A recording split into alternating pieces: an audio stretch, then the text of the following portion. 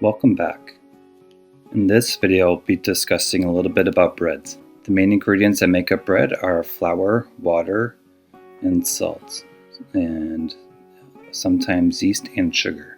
Flour can be classified into different types based on their protein content.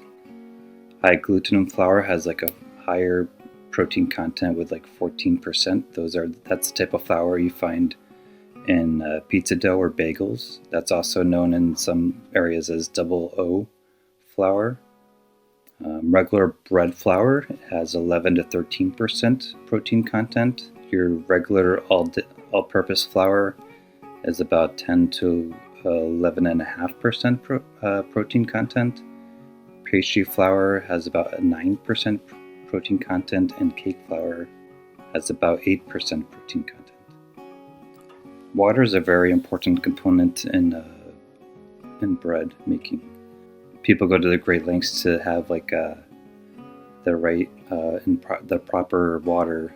The pH content alone has like a big effect on the gluten development of bread. So like a pH of around 5 or 6 will give like a strong gluten, and a pH with higher than like a 6% gives you like a stickier, like softer dough.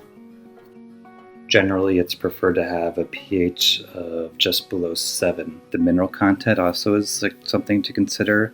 Hard water tends to make a harder dough and tighter gluten, and it will also lead to like a lower fermentation rate.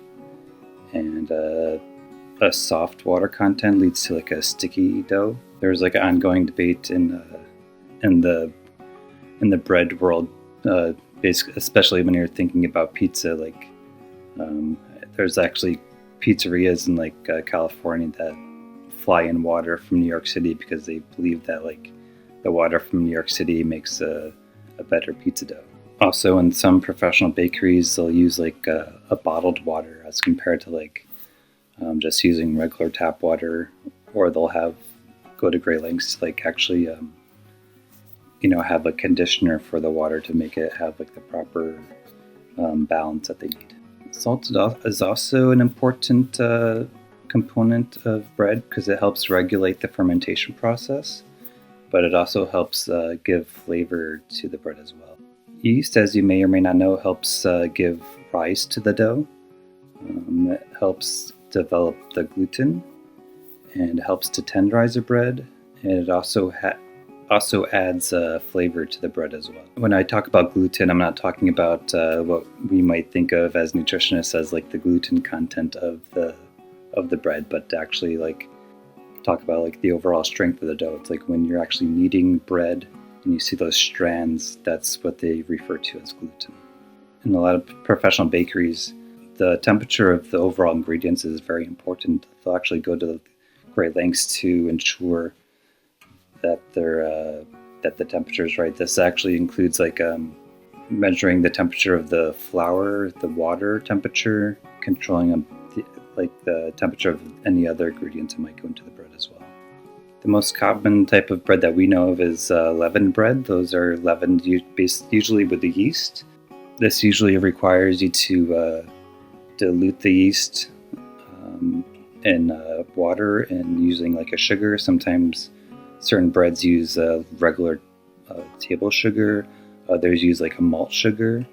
It all depends on the type of bread that you're actually making. This just helps activate the yeast. There's also other types of yeast bread that use called sourdough bread, and that's just a natural yeast development.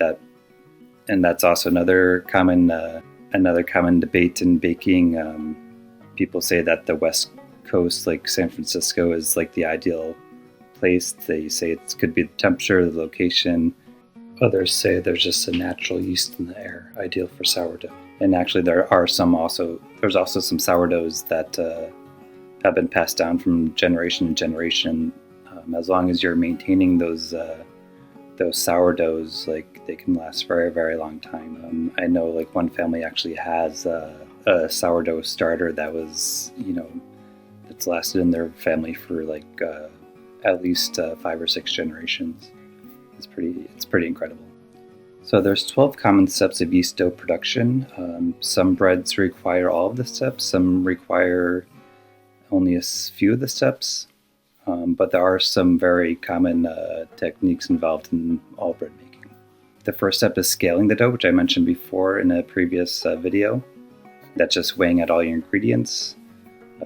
Second step is mixing. There's bulk fermentation, which allows that yeast to perform fermentation, like helps develop that gluten, like I said. Helps provide CO2, so that's where you get like the bubbles in like the dough. Folding, which also involves kneading the dough. This just helps develop that gluten more. It gives it strength. There's dividing, which is dividing up the dough into like usable sizes. Like if you're making a large quantity of dough, you want to divide that up into smaller sections.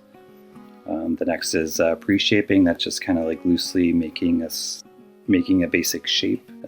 That goes to the next step, which is bench proofing.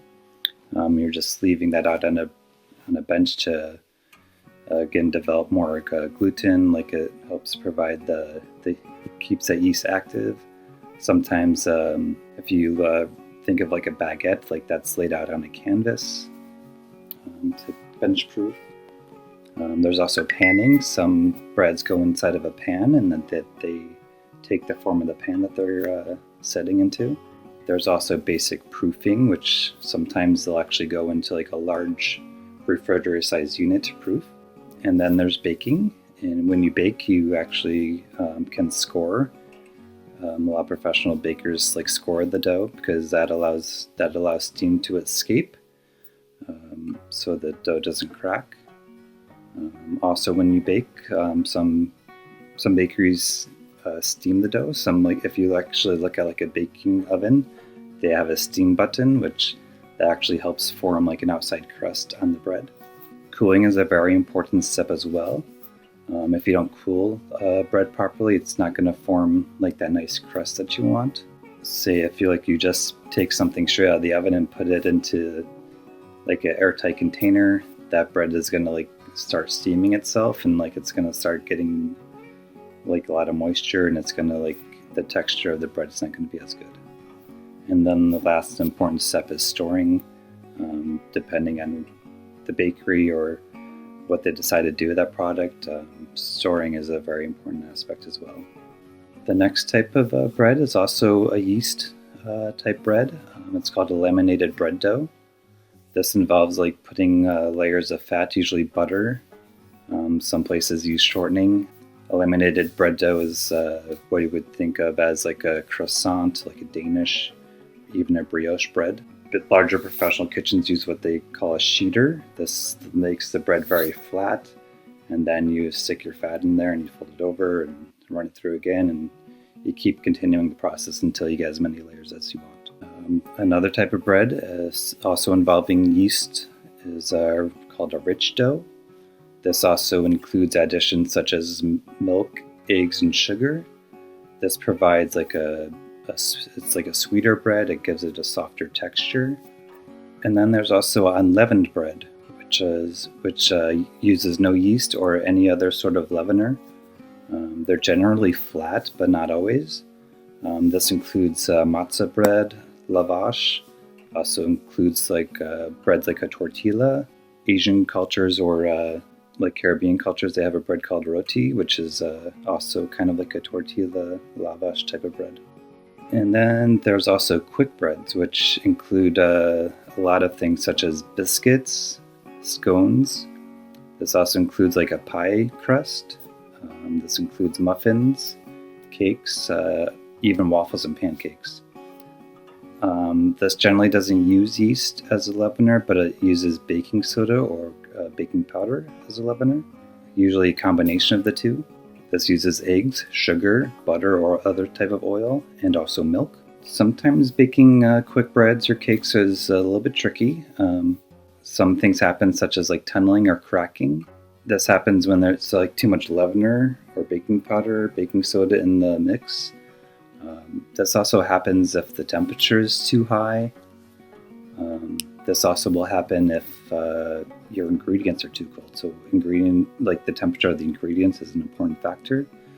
Like if you think about like if you ever baked a cake and it happened to crack, and then you can't put a nice icing or frosting on that cake because there's a big crack in it, that could be some reasons why. If you overmix the batter, it causes like a less desirable product. Sometimes it can be like make a tough cake or a tough bread. You really just want to mix that batter until it's just incorporated. There's also something that happens called sinking. This is just kind of like where like you have like a big dip in your bread. This happens if there's too much liquid, too much like oil, even. It's like a ratio if you have too much liquid versus dry ingredients, or if maybe your batter sat too long. Generally, there's fat in here in like these breads because that fat it inhibits gluten development, because these breads also use flour. And there's been a big boom in like alternative breads lately. These include different type of flours, alternative flours such as oat flour, rice flour, coconut flour. They also use buckwheat flours, things such as millet or sugarum. These would also include flours made of ground chickpeas or black beans. In my demo video, I'll be showing you alternative bread made with almond flour and using eggs as a leavener. There's a bread out there called Ezekiel flour, which uses sprouted grains. So this is my video on breads, and I hope you're able to learn a thing or two.